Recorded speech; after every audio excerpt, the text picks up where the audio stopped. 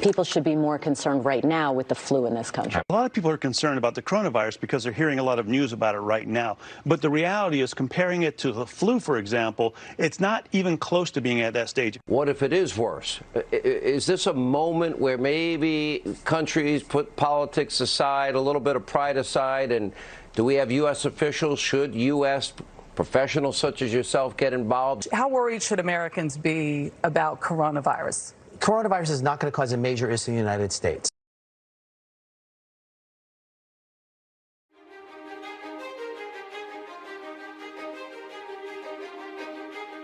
Well, we've asked them to accelerate whatever they're doing in terms of a vaccine.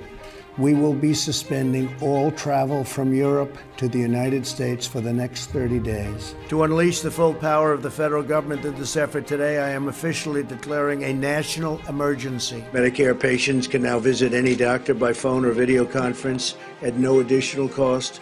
The first 1 million masks will be available immediately. As there were more cases, and it was clear that it was spreading out of China, where it originated, the president took this move that he was widely criticized for by Democrats and even some Republicans at the time, which was he halted a number of flights from China into the U.S. The idea was to halt the spread of the disease, keep transmissions to a minimum. He was accused of xenophobia. He was accused of making a racist move. At the end of the day, it was probably effective because it did actually take a pretty aggressive measure against the spread of the virus.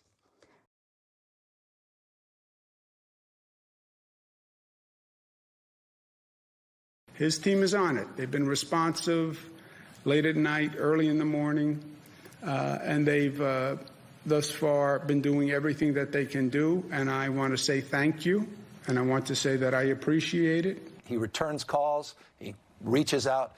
He's been proactive.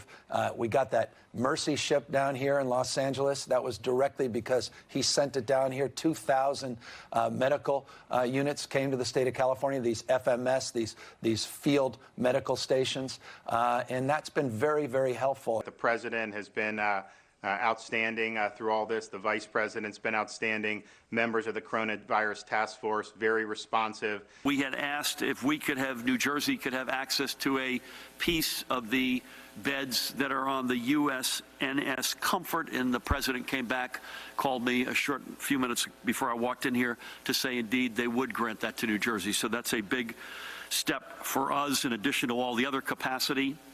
That news is literally hot off the press, and I thank the president and vice president who are on the call together. President Trump approved Arizona's request for a presidential major disaster declaration. I want to thank the president for a quick turnaround. We requested this on a Wednesday, and we had approval by Saturday morning. And we are grateful to the administration for their continued support and responsiveness. Well, first of all, I want to thank the president and the vice president for doing a really good job of communicating with all the governors. Before I begin, I'd like to offer my condolences and best wishes to the people all across our great South who have endured deadly tornadoes and other severe weather in Texas, Louisiana, Mississippi, Alabama, Florida, Georgia, Tennessee, and South Carolina.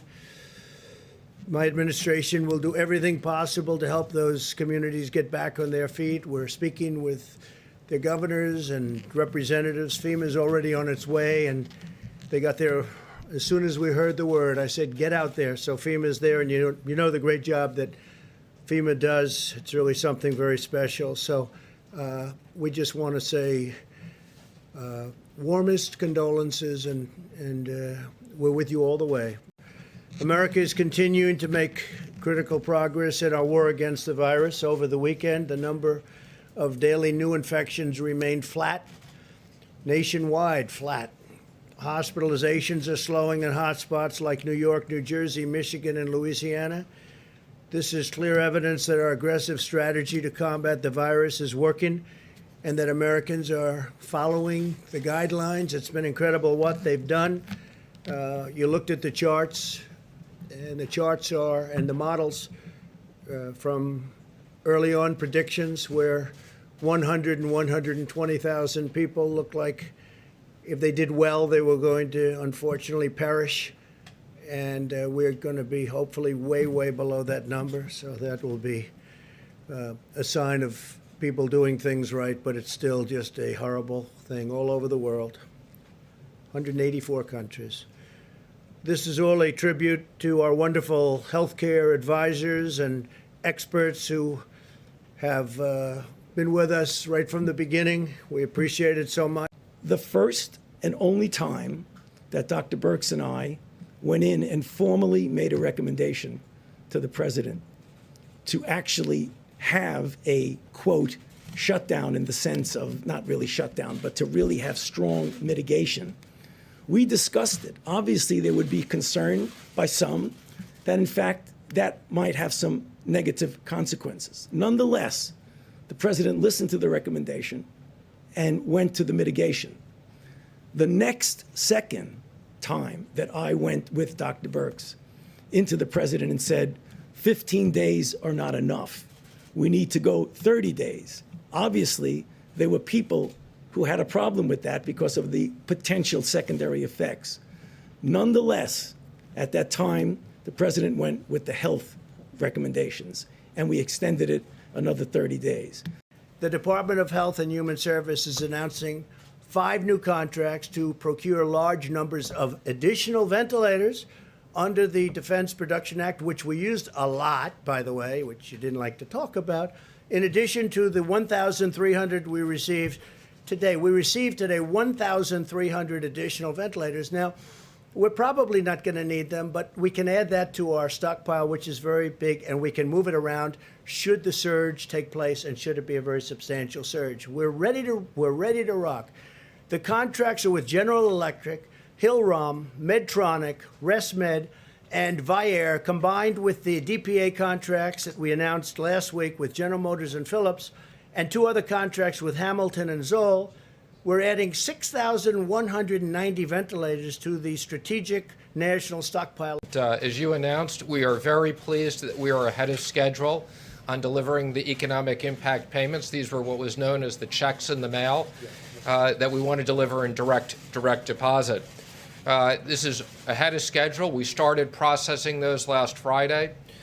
We expect that over 80 million hardworking Americans will get the direct deposit by this Wednesday.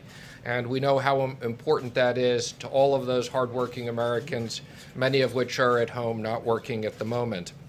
If you do not receive them by Wednesday, on Wednesday we will be launching at irs.gov. Click on irs.gov, go to Get Your Payment. If you filed a tax return in 2018 and 19, have that information available. You'll be able to ID yourself. You'll be able to put in your direct deposit information. And within several days, we will automatically deposit the money into your account. We want to do as much of this electronically as we can. It's very important in this day and age. It's more secure, and you don't have to go to the bank. If you are a Social Security beneficiary, you do not need to do anything. You will get a direct deposit. If you have not filed and did not need to file a 2018 and 19 return, you can go to irs.gov now and enter your information and authenticate yourself. So again, we are very pleased that that is ahead of schedule. But I want to thank the many governors, health professionals, scientists, and business leaders for their incredible hard work and input over the past month, and even long beyond a month, Mike, I would say. You know, we've been working together with a lot of them for, it seems like, forever. I've been having many discussions with my team and top experts, and we're very close to completing a plan to open our country, hopefully even ahead of schedule. And that's so important. We will soon finalize new and very important guidelines to give governors the information they need to start safely opening their states. My administration's plan and corresponding guidelines will give the American people the confidence they need to begin returning to normal life. That's what we want. We want to have our country open. We want to return to normal life. Our country's going to be open, and it's going to be successfully opened.